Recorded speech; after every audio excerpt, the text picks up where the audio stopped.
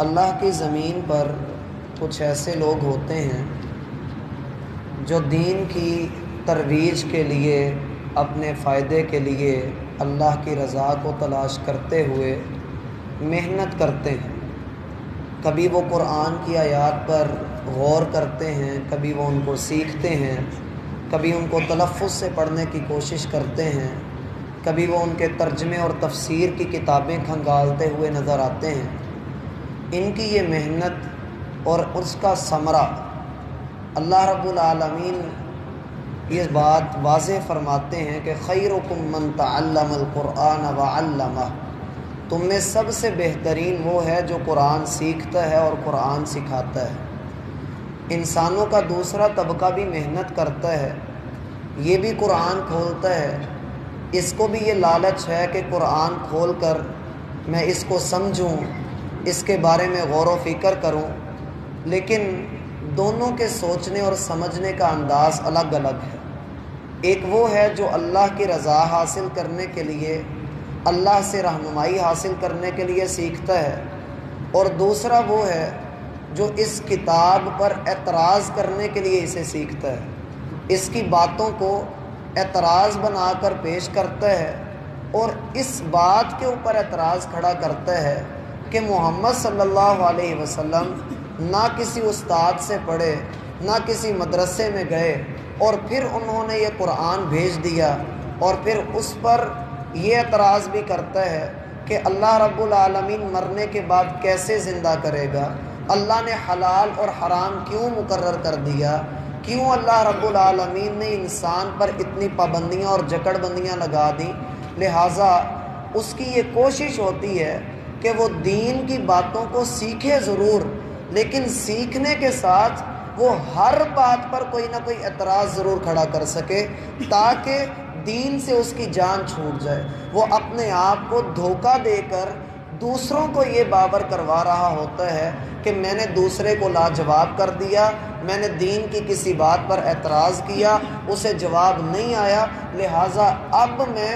آزاد ہوں، جو میرا دل کر سکتا ہے میں کروں گا۔ میں کل کو یہی بہانہ اللہ کے سامنے بھی پیش کروں گا تو نعوذ باللہ اللہ بھی لاجواب ہو جائے گا، اللہ بھی عاجز آ جائے گا۔ اللہ فرماتے ہیں والذین یسعون فی آیاتنا معاجزین، جو لوگ ہمیں عاجز کرنے کے لیے ہماری آیات میں محنت کرتے ہیں، کوشش کرتے ہیں، سعی کرتے ہیں، اور ان کے اوپر دن رات ایک کرتے ہیں، لیکن ان کا منہج اور مقصد کیا ہے کہ قرآن سے غلطیاں نکالیں، محمد الرسول اللہ کی سیرت پہ اعتراض کریں، احادیث کے اوپر اعتراض کھڑے کریں۔ یسعون فی آیاتنا، ہماری آیات کے اوپر، ہمارے دین کے اوپر اعتراض کرنے کے لیے وہ محنت کرتے ہیں۔ معاجزین، نیت ان کی یہ ہے کہ اللہ کو عاجز کر دیں، نیت ان کی یہ ہے کہ وہ دوسروں کو، دین والوں کو لاجواب کر دیں، تو دنیا میں ہو سکتا ہے یہ کر سکتے ہوں، لیکن کل قیامت کے دن فَأُولَٰئِکَ فِی الْعَذَابِ مُحْضَرُونَ،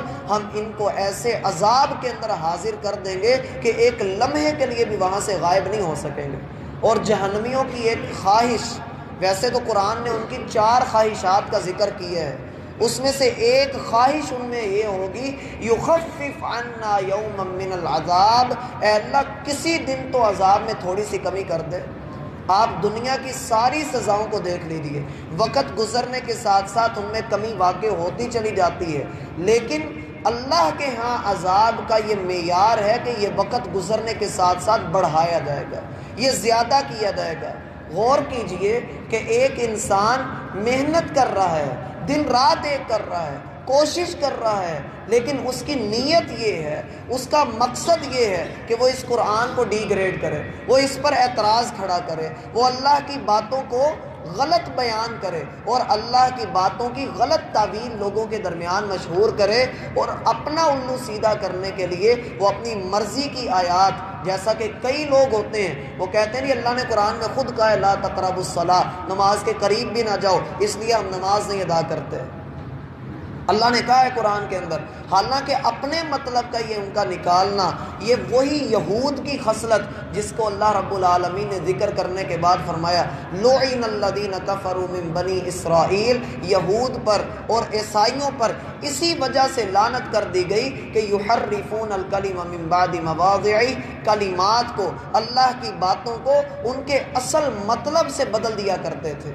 گیڑ دیا کرتے تھے۔ جیسے اللہ رب العالمین نے حکم دیا کہ ہفتے کے دن مچھلی نہیں پکڑنی، جمعے کے دن ڈکا لگا کر اتوار والے دن جا کر اسے پکڑ رہا ہے اور یہ کہہ رہا ہے کہ میں نے تو ہفتے والے دن پکڑی ہی نہیں۔ یہ بالکل ویسے ہی ہے جیسے ہمارا آج کا مسلمان سال پورا ہونے پہ زکوٰۃ جب اس کے اوپر فرض ہونے لگتی ہے تو اپنا مال اپنی بیوی کو، اپنی ماں کو، بہن کو تحفے کے طور پہ پکڑا دیتا ہے کہ میں نے تجھے تحفہ دیا، اور اب وہ اس کی ملکیت بن گیا۔ جب وہ دن گزرتے ہیں تو پھر اس سے واپس لے کے اپنی جیب میں ڈال لیتا ہے اور یہ سمجھتا ہے کہ شاید میں بچ گیا۔ یاد رکھیے اللہ فرماتے ہیں فَأُولَٰئِکَ فِي الْعَذَابِ مُحْضَرُونَ، اس کی یہ کوشش، اس کی یہ محنت،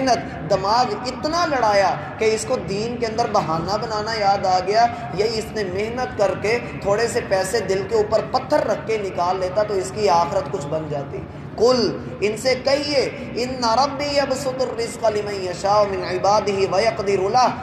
اللہ کے ہاں رضامندی کا اور ناراضگی کا معیار یہ نہیں کہ جس کے پاس دولتوں کے ڈھیر لگے ہیں رب اس سے راضی بھی ہے، اور جس کے پاس کچھ نہیں رب اس سے ناراض ہے۔ یہ تو اللہ کی دین ہے، اللہ جسے چاہتا ہے عطا کرتا ہے اور جسے چاہتا ہے اللہ اس کے اوپر رزق کی تنگیاں کر دیتا ہے۔ اللہ دے کر بھی آزما رہا ہے، اللہ لے کر بھی آزما رہا ہے۔ تیرا کام یہ ہے کہ من عمل عملا صالحا، تیرا کام یہ ہے کہ تو اپنی خوشحالی میں بھی اللہ کو یاد رکھ اور اپنی تنگیوں میں بھی اپنے رب کو یاد رکھ۔ وہ تیرا رب ہر حال میں تیری مدد کرے گا اگر تو اپنے رب کو یاد رکھنے والا ہے۔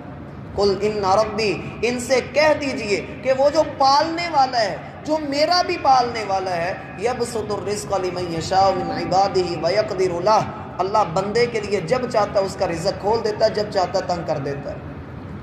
انفق، اللہ کے رسول صلی اللہ علیہ وسلم نے فرمایا تھا لوگوں خرچ کرو اور عرش والے کی طرف سے غریبی کا ڈر نہ رکھو۔ مل فقر اخشى علیکم، میں اس بات سے نہیں ڈرتا کہ تم لوگ فقیر اور کنگال کر کے مار دیے جاؤ گے، اللہ رب العالمین تم پر دنیا کھول دے گا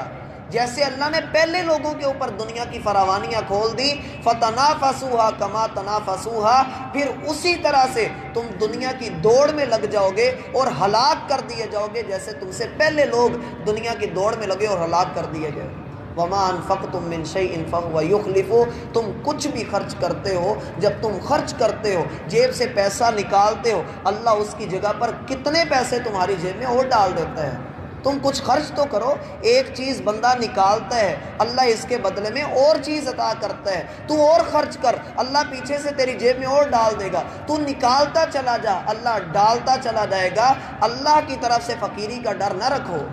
لیکن انسان ڈرتا ہے، جیب کے اوپر ہاتھ رکھ کے بیٹھتا ہے، دل کے اوپر ہاتھ رکھ لیتا ہے جب اس کو مال نکالنا پڑتا ہے۔ الہاکم التکاثر حتی زرتم المقابر، کثرت کے لالچ نے تمہیں غافل کر دیا حتیٰ کہ تم نے قبروں کے منہ دیکھ لیے۔ کلا سوف تعلمون، ان قریب تم جان لو گے۔ ثم کلا سوف تعلمون، ہم تمہیں پھر بتائے دیتے ہیں کہ تم جان لو گے۔ کلا لو تعلمون علم الیقین لترون الجحیم، جب تم آگ کا بھڑکنا ہوا دیکھو گے پھر تمہیں اللہ کی نشانیوں پر یقین آئے گا۔ پھر یہ ایک ایک پیسے کا اللہ کے سامنے حساب دینا پڑے گا، پانی کے قطرات تک کا اللہ کے سامنے کھڑے ہو کے حساب دینا پڑے گا۔ تو کیا اس سے اچھا نہیں کہ انسان اللہ پہ ایمان لے آئے، اپنے حلال رزق کو اللہ کے راستے میں خرچ کرنا شروع کر دے۔ وَهُوَ خَيْرُ الرَّازِقِينَ، سب سے بہترین رزق دینے والے کا وعدہ یہ ہے، اور اس کے حلال بھی دے گا، برکتوں سے بھرا ہوا عطا کرے گا۔ تو خرچ تو کر،